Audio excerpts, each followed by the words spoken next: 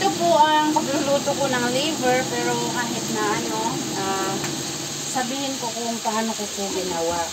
Ito po ay binabad ko siya para mawala po yung lansa, binabad ko siya ng 5 spoon na soy sauce, 4 tablespoon of vinegar, then I put some soy sauce, at saka vinegar, 3 lang, 2 lang po ang ginawa ko. Tapos, i-marinate ko po siya ng around 3 hours. Or kung gusto mo ay, pero pag mas masarap talaga pag ginawa mo the whole night na ibabad, lagay mo sa ref po yan. Pag ginawa mo ngayon ay ilagay mo sa ref, then kinabukasan ay saka mo lang iluluto. Para iwas po ang amoy ng manok or itong liver ay ganito po ang inyong gagawin. Yan. Ayan.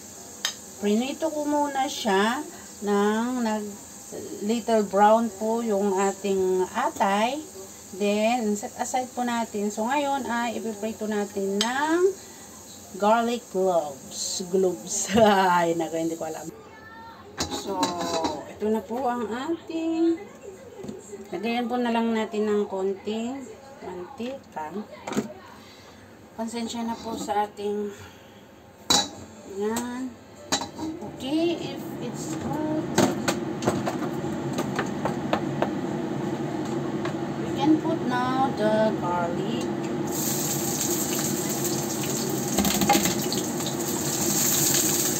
Pag ako kasi, ang ginagamit ko ay garlic talaga. Then, ang gawin po natin sa garlic ay ipa-brown natin ng what again? I smell chicken. Okay, good. I'm okay. I smell chicken.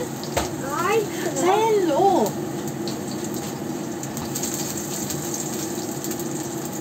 Yan. Ayan, medyo brown na po siya ngayon. Then, ilagay na po natin ang ating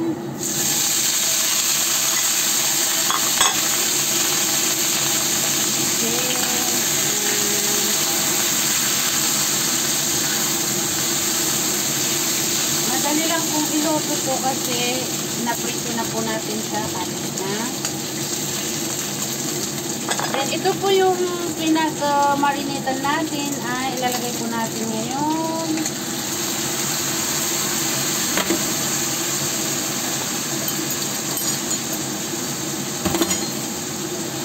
Then, we will put some water.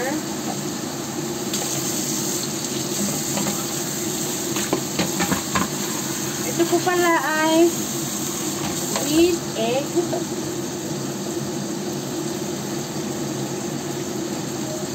Lagyan na po natin siya ng ating water. Hot water po yung nilagay natin para madali po siyang maluto. Importante po sana nalagyan natin ng bay leaves. Kaya lang po ay wala po kaming bay leaves. Kasi never pong gumamit ng mga amo po ng bay leaves. So ngayon ito lang po ang ating. Then we will cook it in medium size of fire.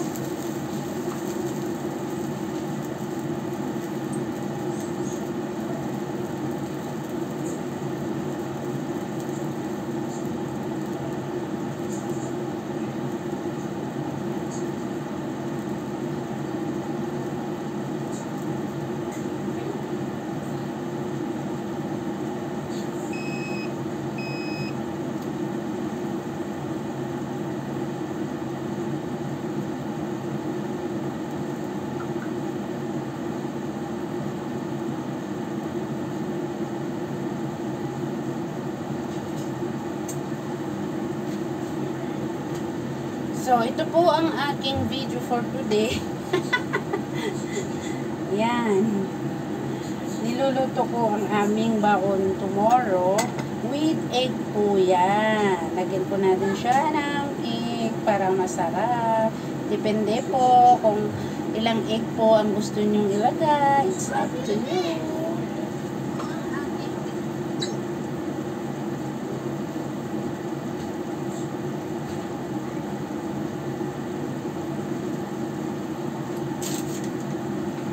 nga natin. Ay, lagyan pa pala ng asukal.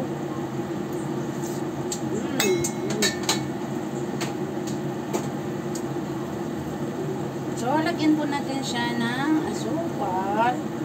Dalawang maliit lang po para then we will put some chicken powder or magic sarap. Yan. Para sarap. Dad, do you know how long this paper took to draw? I don't know. Then I put some salt. 15 minutes. 45 minutes. Okay.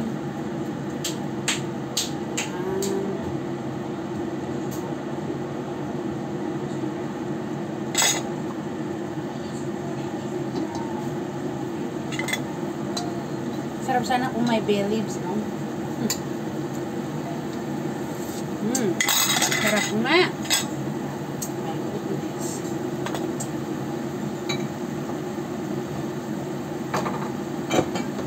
Then, I will put some oyster, little only.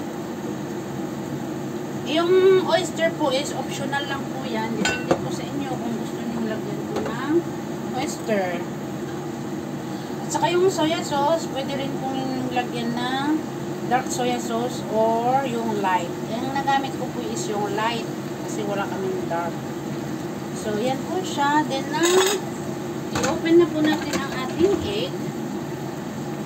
Ang gawa ko po sa egg ay in-boil ko na siya. Tapos, nilagyan ko siya ng konting ayan.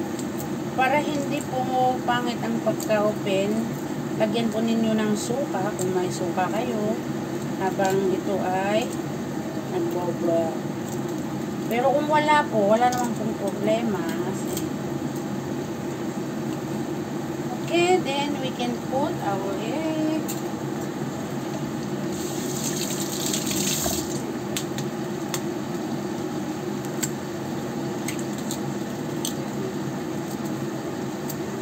I made 2 eggs. Kasi ulamin namin ito na aking pamangkin bukas.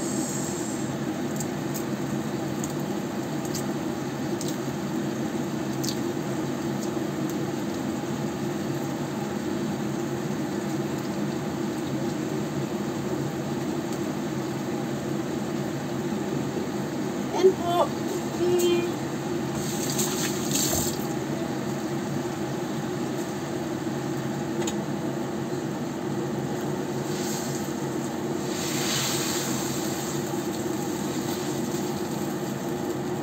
So, luto lang natin siya ng 4 to 5 minutes. 4 to 5 minutes po ay ready to serve na po siya.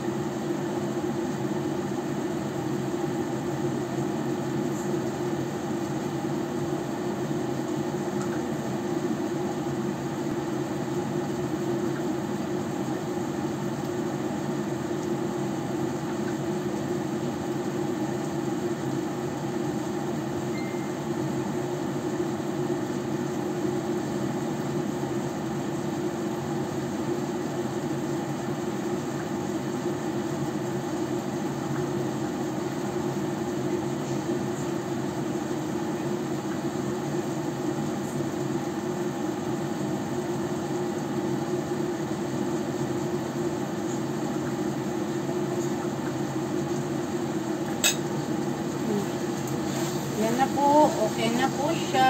Then, we will put now sa ating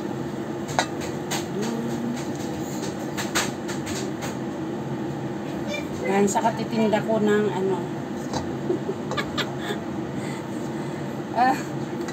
Ayun, sorry. Ayun.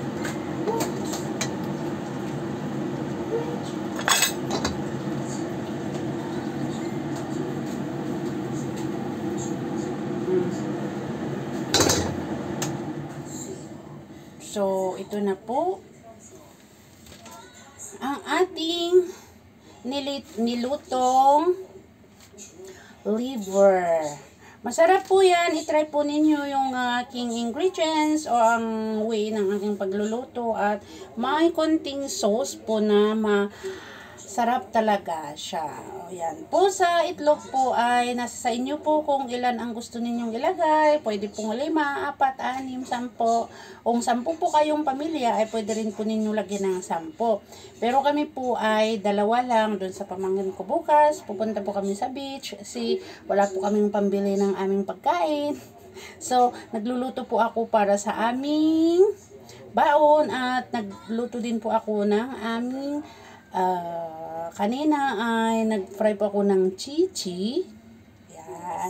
Nag-deep fry po ako ng chichi kanina. So, thank you so much for watching and please don't forget to subscribe, like, and share. God bless. Happy weekend. Love you all.